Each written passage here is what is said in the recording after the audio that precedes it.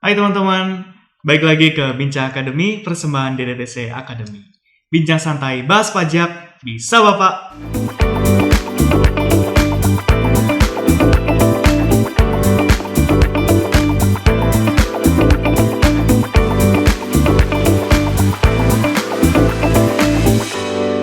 Salah satu indikator dari keberhasilan suatu sistem perpajakan adalah seberapa berhasil, seberapa banyak penerimaan pajak yang diperoleh. Dan penerimaan pajak itu bisa banyak ketika wajib pajaknya itu bisa patuh terhadap ketentuan perpajakan. Dan di Indonesia sendiri, kita menganut sistem yang dinamakan self-assessment. Jadi wajib pajak yang diwajibkan untuk menghitung, memperhitungkan, menyetorkan, dan juga melaporkan pajak yang dibayarkan.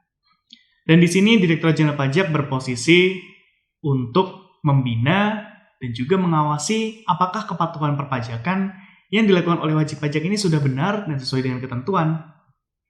Nah, jadi ketika ada wajib pajak yang dia itu tidak patuh, dia tidak mau membayar, atau dia melakukan hal yang di luar ketentuan, dia akan melakukan, maka Direktorat Jenderal Pajak maksud saya itu akan melakukan sebuah tindakan tegas.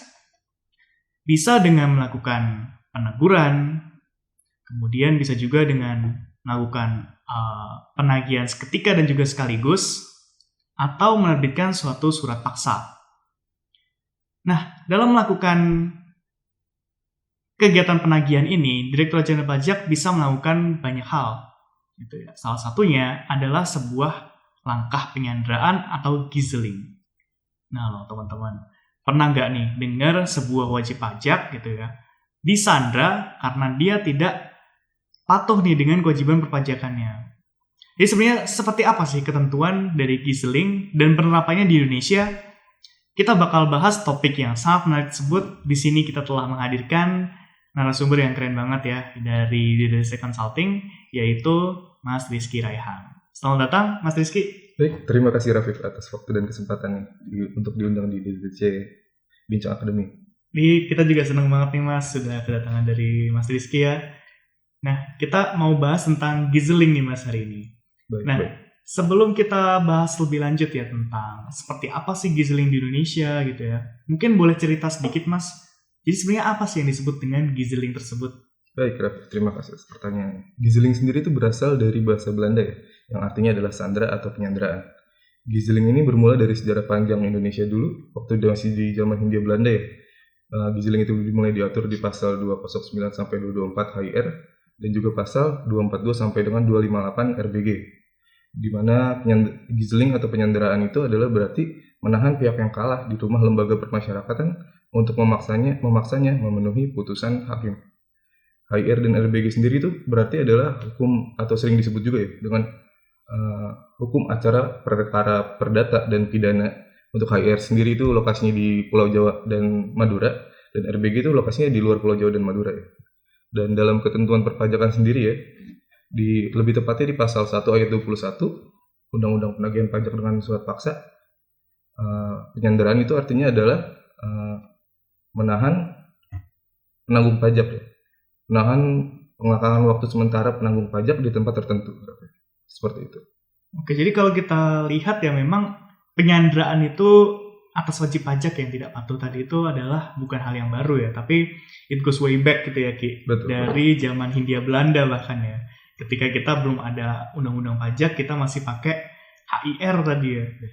Nah, sebenarnya kalau penyanderaan ini itu ditujukan ke siapa sih, Ki?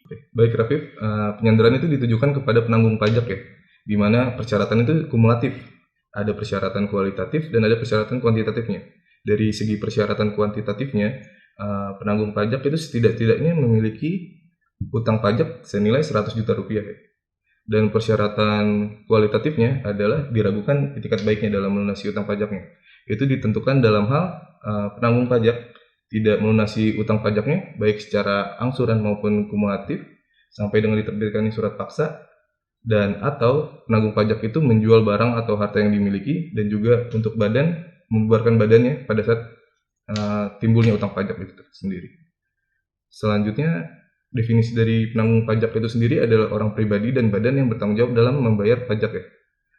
termasuk wakil yang menjalankan hak dan kewajiban perpajakan. Seperti itu. Oke, jadi ada dua syarat ya. Kalau kita lihat itu seorang itu bisa dilakukan gizeling gitu ya. Betul, dan kumulatif.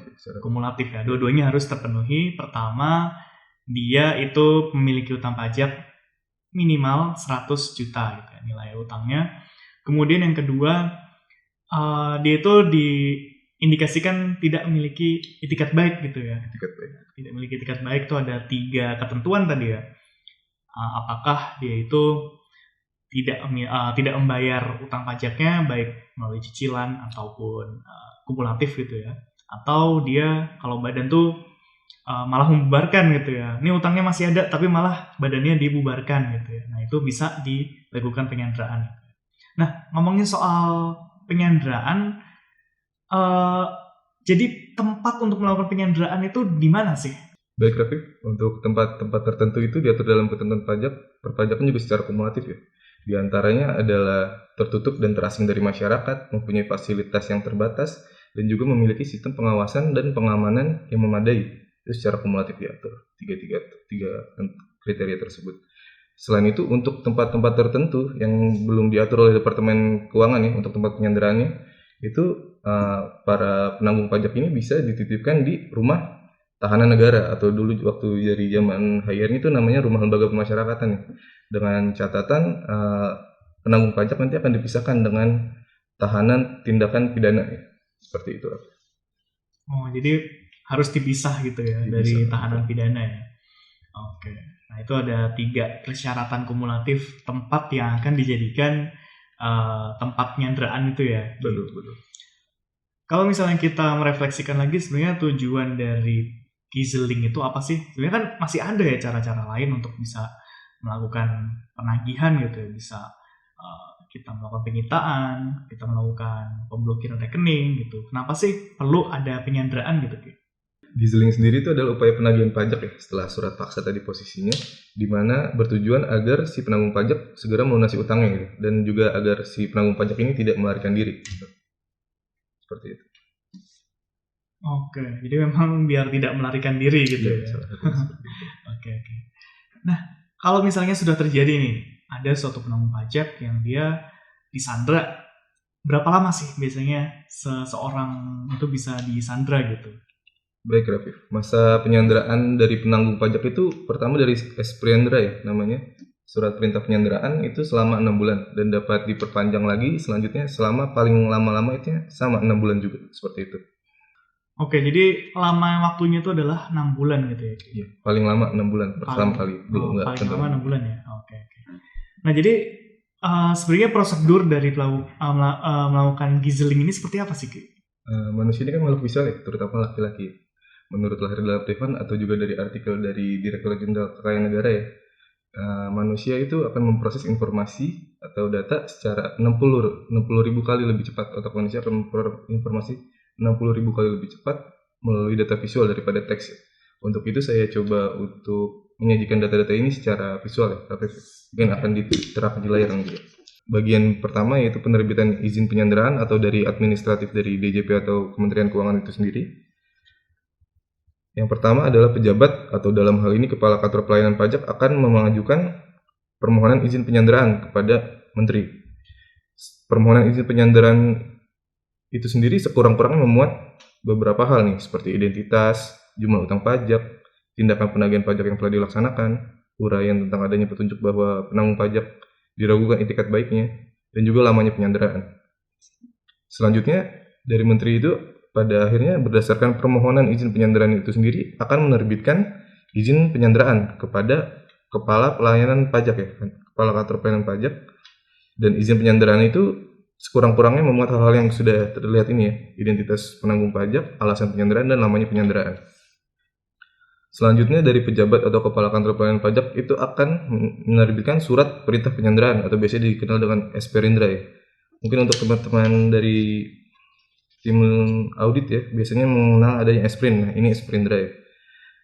Surat perintah penyanderaan itu sendiri akan mencakup informasi sekurang-kurangnya berisi identitas, alasan penyanderaan, izin penyanderaan, lamanya penyanderaan, dan tempat penyanderaan. Yang kedua, Di sini ada pelaksanaan penyanderaannya itu sendiri. Prosedur kedua pelaksanaan penyanderaan itu sendiri, di mana dari berdasarkan SP Indra tadi, Kepala Kantor Pelayanan Pajak akan menunjuk jurusita pajak untuk menyampaikan SP Indra kepada penanggung pajak dan juga salinannya kepada kepala tempat penyanderaan.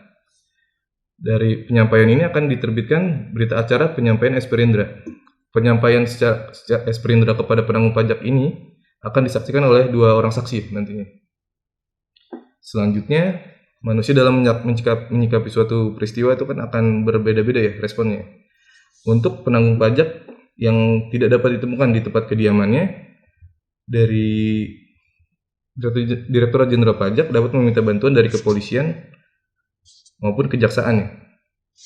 Yang kedua, untuk dalam hal penanggung pajak menolak perinderanya itu, akan jurusita pajak akan melakukan berbagai hal nih. Tetap akan meninggalkan SP-Indra di tempat kedudukan penanggung pajak, mencatat dalam berita acara yang menyatakan penolakan penyampaian SP-Indra, dan SP-Indra yang ditolak dinyatakan telah disampai oleh jurusita pajak.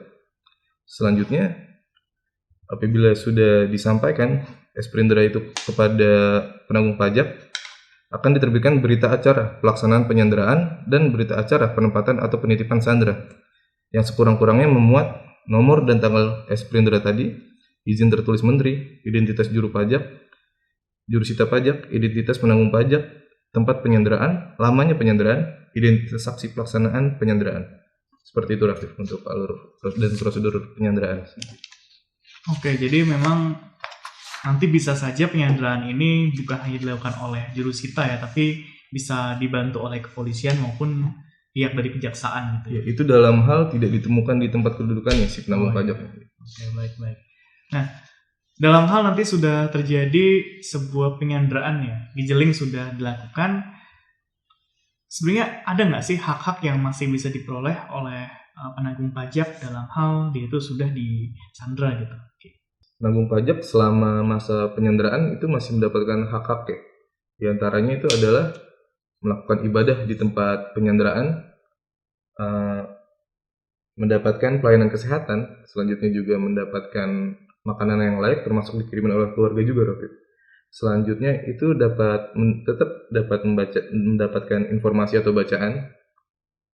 Selanjutnya juga dapat menyampaikan keluhan atas petugas di tempat penyanderaan. Selanjutnya dari penanggung pajak juga dapat menerima kunjungan dari kerabat maupun dari pengacara ya, dalam jangka waktu 3 kali dalam seminggu selama paling lama itu 30 menit. Dan juga penanggung pajak dapat menerima kunjungan juga dari dokter pribadi ya, atas biaya pribadi juga untuk itu. Selanjutnya selain hak-hak yang sudah disebutkan tadi, ada juga hak-hak izin keluar sementara Rafif namanya. Hak izin keluar sementara itu diberikan dalam kondisi-kondisi tertentu, misalnya mengalami sakit berat yang harus dirawat di rumah sakit yang di luar dari lokasi tempat penyanderaan. Selanjutnya memenuhi panggilan dari aparat penegak hukum atau menjalani persidangan di pengadilan. Selanjutnya dapat ketika mengikuti pemilihan umum, menghadiri pemakaman, dan juga menjadi wali nikah di pernikahan. Seperti itu. Oke, jadi kita kalau pahit-pahitnya nanti disandra gitu ya, itu masih kita nggak perlu khawatir ya, karena masih dijamin gitu hak-hak asasi manusianya ya gitu. Dan bahkan kita boleh komplain ya kalau misalnya petugas yang menyandra kita itu ntar ngapa-ngapain gitu, hal yang tidak mengenakan buat kita gitu. Jadi kita nggak perlu khawatir gitu, kita juga masih bisa ketemu sama keluarga dan juga bisa makan yang layak, dan bahkan bisa keluar ya kalau misalnya ada hal-hal yang force majeure gitu, seperti sakit yang memang tidak ada mungkin dokternya gitu di wilayah tersebut. Oke, nah boleh diceritain nggak Ki? Jadi kalau ketika masa giseling ini sudah berakhir, itu prosesnya seperti apa sih? Baik, masa pelepasan penyanderaan itu akan dilakukan ketika utang pajak dan biaya penagihan pajak ya, pasti ada biayanya kan, untuk melakukan penyanderaan itu telah dilunasi. Kedua, ketika lamanya masa penyanderaan pajak itu telah berakhir ya, atau berdasarkan SP-Indra tadi. Selanjutnya mendapatkan putusan dari pengadilan dengan kekuatan hukum yang tetap, dan juga berdasarkan pertimbangan tertentu dari menteri, Raffi. Seperti itu. Oke, jadi ada kondisi-kondisi tersebut gitu ya yang Betul. bisa menyebabkan penyanderaan itu berakhir gitu ya, Ki. Betul. Oke, kita kan tadi sudah selesai ya pembahasan tentang gizeling gitu ya. Nah, mau nanya deh, sebenarnya bisa nggak sih seorang ya yang dalam proses gizeling itu melakukan tindakan hukum, contohnya misalnya seperti gugatan, dan seandainya dikabulkan tuh bakal seperti apa sih, Ki? Baik, Raffi, terima kasih. Tindakan hukum yang dapat dilakukan oleh penanggung pajak ketika masa penyanderaan ya, itu adalah gugatan hanya kepada pengadilan negeri. Dan itu hanya dapat dilakukan selama masa penyanderaan itu sendiri berlangsung. Baik, Raffi. Dan juga selanjutnya ketika putusan pengadilan pajak itu dikabulkan, dari penanggung pajak itu bisa mengajukan permohonan rehabilitasi dan penggantian dan ganti rugi, penggantian atau penggantian kerugian ya, atau ganti rugi ya. Bentuk dari rehabilitasi penanggung pajak itu akan dimuat dalam media massa baik cetak maupun elektronik ya, selama sebanyak 1 kali ya, dengan ukuran yang memadai. Selanjutnya untuk dalam bentuk ganti ruginya atau penggantian kerugiannya itu adalah penggantiannya berupa uang senilai 100.000 setiap hari selama masa penyanderaan berlangsung. Seperti itu. Oke, jadi memang diperbolehkan ya bagi wajib pajak untuk melakukan tindakan hukum ya ketika dia sudah disandra itu ya, yaitu dengan gugatan yang diajukan kepada pengadilan negeri. Gitu ya. Jadi memang seperti itu ya gambaran umum dari ketentuan gizeling yang ada di Indonesia ini ya. Ya, teman-teman semua, saya berharap di sini teman-teman kita bisa memenuhi kepatuhan perpajakan kita masing-masing, kewajiban yang diamanatkan oleh negara dengan baik ya, sehingga kita tidak perlu menempuh penagihan pajak berupa gizeling ini gitu ya. Karena walau bagaimanapun ya, walau tadi diceritakan oleh Mas Rizky, hak-haknya akan dijaga gitu. Tapi tetap aja yang namanya disandra itu nggak enak gitu ya. Jadi alangkah baiknya kita tetap menjaga kepatuhan perpajakan kita dan juga perusahaan kita agar kita juga berkontribusi baik gitu ya buat negara, dan kita juga tidak sampai perlu menghadapi konsekuensi tersebut. Oke, semoga informasi yang kita bahas hari ini bermanfaat buat teman-teman, dan juga saya mengucapkan terima kasih banyak kepada Mas Rizky. Ya, terima kasih juga, Raffi. Oke. Nah, teman-teman, sampai jumpa di episode berikutnya, dan jangan lupa untuk klik like dan subscribe, dan tonton terus channel YouTube DDTC Indonesia. Sampai ketemu di episode berikutnya. Bincang santai bahas pajak bisa Bapak.